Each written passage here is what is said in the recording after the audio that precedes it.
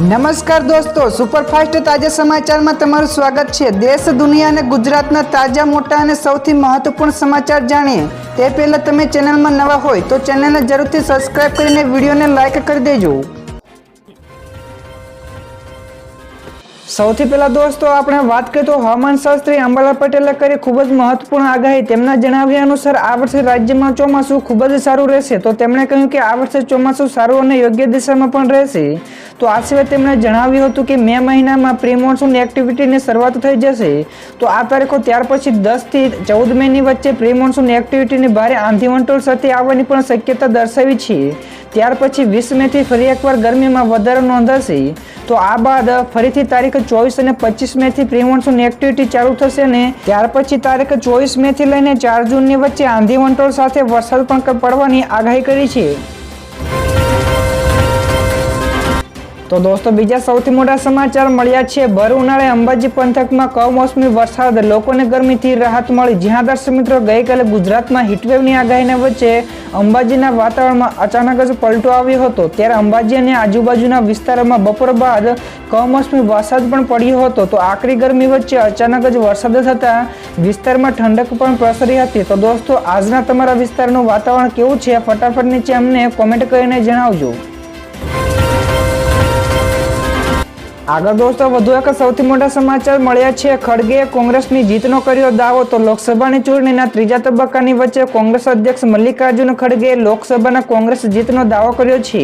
ત્યારે તેમણે કહ્યું કે આ વખતે ઉદ્યોગપતિઓ અને ગરીબો સહિત તમામ વર્ગના લોકોને મળીને કોંગ્રેસને ચૂંટણી જીતાડવાનું મન બનાવી લીધું છે। તો આ સિવાય તેમણે કહ્યું કે લોકોએ અમને પણ કહ્યું હતું કે છેલ્લી વખત તેઓથી ભૂલ થઈ ગઈ હતી, જેના માટે તેઓ પશ્ચાતાપ કરી રહ્યા છે। તો પશ્ચાતાપ બાદ તેમણે ખાતરી આપી છે કે તેઓ કોંગ્રેસને બહુમતીથી જીતાડશે। તો દોસ્તો તમારા મતે કોનો વિજય થશે ફટાફટ નીચે કોમેન્ટ કરજો।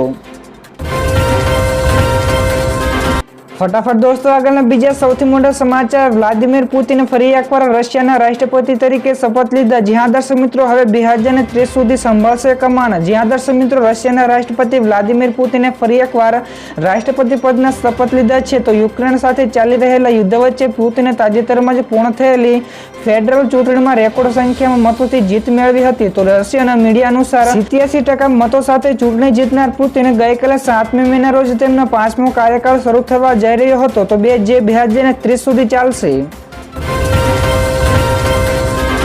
ત્યાર પછી દોસ્તો બીજા સૌથી મહત્વપૂર્ણ સમાચાર મળ્યા છે। ચોમાસું શરૂ થાય તે પહેલા જ આવી ખુશખબર। તો ભારે વરસાદના 5 નક્ષત્રો સાથે વાવણીની આગાહી કરવામાં આવી છે। તો વરસાદના 8 નક્ષત્રો ઉપરથી ચોમાસું કેવું રહેશે તેનો પ્રારંભિક અનુમાન લગાવવામાં આવતું હોય છે। તો આ વર્ષે 2024 એટલે કે સંવંત 2080 ના રોજ ક્યારે નક્ષત્ર ચાલુ થશે અને કેટલા વરસાદ પડશે તેમની માહિતી તમને આપીશું। તો જેઠ સુદ 14 અને શુક્રવારના રોજ અદ્રા નક્ષત્રનો પ્રારંભ થશે।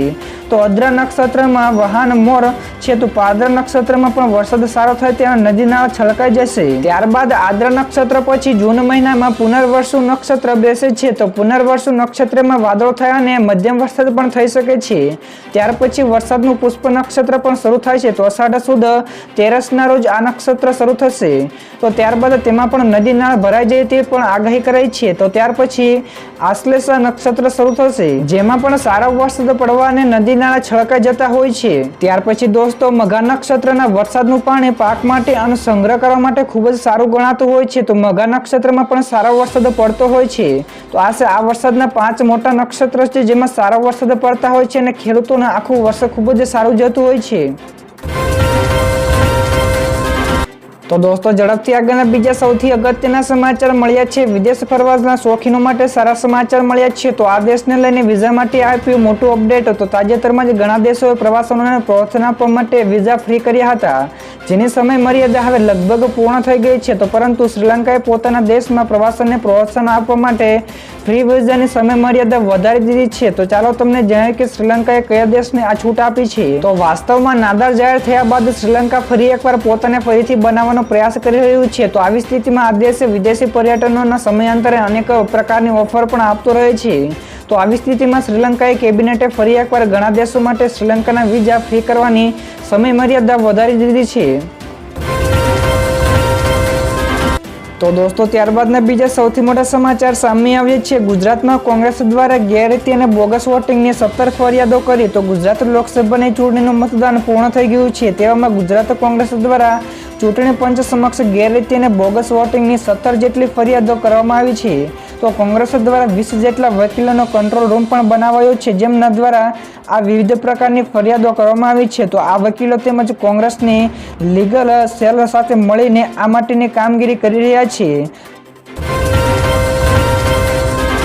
ત્યારબાદ દોસ્તો આગળના બીજા સૌથી મોટા સમાચાર મળ્યા છે. ઓએલએક્સથી હજારોથી કરોડ રૂપિયાની લૂંટ. તો ઓએલએક્સના નામે લગભગ 42 લોકોને 14 કરોડ રૂપિયાની છેતરપિંડી કરનારા 11 સાયબર ઠગની ગુરુગ્રામમાંથી ધરપકડ કરવામાં આવી છે.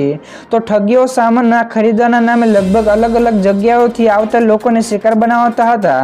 તો આ માટે તેમણે ઇન્સ્ટાગ્રામનો પણ ઉપયોગ કર્યો હતો. તો પોલીસે આરોપીઓ પાસેથી 4.20 લાખ રૂપિયા અને 4 જેટલા મોબાઈલ અને 2 જેટલા સિમ જપ્ત કર્યા છે.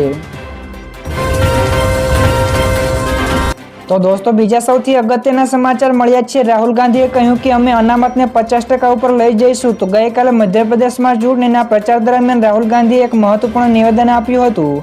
તેમણે કહ્યું કે ભાજપ અનામત હટાવવા માંગે છે અને એટલે જ તેમને 400 સીટ જોઈએ છે. તો હું તેમને કહેવા માંગુ છું કે અનામત હટાવવાનું તો ભૂલી જાઓ, પણ અમે આવીશું તો અનામતને 50% સુધી ઉપર લઈ જઈશું. તો 50%ની મર્યાદા દૂર કરીશું અને ગરીબો, પછાત વર્ગ અને દલિતો અને આદિવાસીઓને જરૂર મુજબ અનામત આપીશું. ત્યારબાદ દોસ્તો બીજા સૌથી મહત્વપૂર્ણ સમાચાર સામે આવ્યા છે. અક્ષય તૃતીયા પહેલા સોના ચાંદીના ભાવમાં થયો વધારો. તો અક્ષય તૃતીયા પહેલા સોના ચાંદીના ભાવમાં વધારો નોંધાયો છે. તો ગઈકાલે 24 કેરેટ સોનું 430 રૂપિયા મોંઘું થઈને 71,621 રૂપિયા પ્રતિ 10 ગ્રામ પર પહોંચી ગયું છે. જ્યારે 22 કેરેટ સોનું 65,605 રૂપિયા અને 18 કેરેટનું સોનું 53,716 રૂપિયા પ્રતિ 10 ગ્રામે આવી ગયું છે. તો એ જ રીતે ચાંદીમાં પણ 976 રૂપિયા મોંઘી થઈને 80,965 રૂપિયા પ્રતિ કિલો ઉપર પહોંચી ગઈ છે. તો દોસ્તો ત્યારબાદના બીજા સૌથી મોટા સમાચાર સામે આવ્યા છે. મતદાનના દિવસે ભાજપનો પરસેવો છૂટ્યો. તો રૂપાલાના નિવેદનના કારણે શરૂ થયેલા ક્ષત્રિય આંદોલનનો હજુ નિવાડો આવ્યો નથી. તો તેવામાં નાણામંત્રી કનુભાઈ દેસાઈ આપેલા નિવેદનથી કોળી સમાજ નારાજ પણ થયો છે. તો ભાવનગર, સુરેન્દ્રનગર અને જસદણ સહિતના વિસ્તારોમાં કોળી સમાજ ભાજપ સામે પ્રદર્શન કરી રહ્યો છે, જ્યારે કોળી અને ક્ષત્રિય સમાજ બંને એકબીજા સાથે ટેકો પણ આપવાની વાત કરી રહ્યા છે, જેથી મતદાનના એક દિવસ પહેલા એટલે ગઈકાલે અને આજે ભાજપ માટે મુશ્કેલીઓ ઊભી થઈ રહી છે. ત્યારબાદ દોસ્તો આગળના બીજા સૌથી મોટા સમાચાર મળ્યા છે. તો નીટ યુજીની 2024નું પેપર લીક થયું. તો દેશની સૌથી મોટી પ્રવેશ પરીક્ષાઓમાંની એક એટલે કે નીટ યુજી 2024નું પેપર લીક થવાના સમાચાર સામે આવ્યા છે. તો કહેવામાં આવી રહ્યું છે કે બિહારની રાજધાની પટનામાં પેપર લીક થયું છે. તો જેમાં માટે એફઆઈઆર પણ નોંધવામાં આવી છે. તો આ મામલે પોલીસે ઘણા બધા લોકોની પણ અટકાયત કરી છે અને તેમની પૂછપરછ શરૂ કરી છે. તો અટકાયત કરેલા લોકોમાં કેટલાક નીટ ઉમેદવારો પણ સામેલ છે. તો આ મામલે પોલીસે ગત રાત્રિથી જ અનેક વિસ્તારોમાં દરોડા પણ પાડી રહી છે. તો દોસ્તો આવા લોકોને કેવી સજા થવી જોઈએ ફટાફટ નીચે કોમેન્ટ કરીને જણાવજો. તો દોસ્તો ઝડપથી આગળના આ સિવાયના બીજા સમાચારની આપણે વાત કરીએ તો બ્રાઝિલમાં ભારે વરસાદ અને પૂરના કારણે 58 જેટલા લોકોના મોત થયા. તો બ્રાઝિલના દક્ષિણ ભાગોમાં ભારે વરસાદ, પૂર અને ભૂસ્ખલનના કારણે સ્થિતિ વધુ ખરાબ બની છે. તો પૂરના કારણે અત્યાર સુધીમાં 58 જેટલા લોકો મોતને નીપજ્યા છે. તો 74થી વધુ લોકો ઘાયલ થયા છે. તો 67 જેટલા લોકો ગુમ થયા છે. તો 70,000 લોકોએ પોતાના ઘર પણ છોડી દીધું છે. તો રાષ્ટ્રપતિ લુલા ડી સિલ્વાએ કહ્યું કે આ દુર્ઘટના અલ નીનોના કારણે થઈ હતી. તો સિલ્વાએ પૂરગ્રસ્ત વિસ્તારોની મુલાકાત લીધી અને મદદની ખાતરી પણ આપી હતી. ત્યારબાદ દોસ્તો આગળના બીજા સૌથી મોટા સમાચાર સામે આવ્યા છે. આતંકી હુમલાનું ચીન સાથે કનેક્શન. જ્યાં દર્શક મિત્રો જમ્મુ કાશ્મીરના પૂંછમાં ગઈકાલે થયેલા આતંકવાદી હુમલાને લઈને નવી માહિતી સામે આવી છે. ત્યારે પોલીસ અને સુરક્ષા દળોના જણાવ્યા અનુસાર આતંકવાદીઓએ અમેરિકન બનાવટની M4 રાઇફલ્સ અને AK-47થી હુમલો કર્યો હતો. તેણે પિત્તળને બદલે સ્ટીલની ગોળીઓનો ઉપયોગ કર્યો હતો. થોડા દિવસ પહેલા જ એક રિપોર્ટ અનુસાર સ્ટીલ બુલેટ્સ ચીન દ્વારા બનાવવામાં આવે છે અને આ બુલેટ્સ પાકિસ્તાની આર્મી દ્વારા આતંકવાદીઓને સપ્લાય કરવામાં આવે છે. આથી સાબિત થાય છે કે આતંકી હુમલાનું ચીન સાથે કનેક્શન છે. એર ઇન્ડિયાના મુસાફરોને ઝટકો. તો ટાટા ગ્રુપની એરલાઇન્સ એર ઇન્ડિયાને મુસાફરોને ઝટકો આપ્યો છે. તો એરલાઇન્સે ફ્રી સામાનની મર્યાદા 20 કિલોથી ઘટાડીને 15 કિલો કરી છે. તો અગાઉ એરલાઇન્સમાં ચેક ઇન બેગેજ તરીકે 25 કિલો સુધી બેગ લઈ જવાની છૂટ અપાતી હતી, જે ગત વર્ષે ઘટાડીને 20 કિલો કરાઈ હતી. તો ટાટા ગ્રુપે એર ઇન્ડિયાને નફાકારક બનાવવા માટે નવા પગલાં લઈ રહ્યું છે. તો સરકારના નિયંત્રણ હેઠળ એર ઇન્ડિયાને અંદાજે 50,000 કરોડનું નુકસાન થયું છે.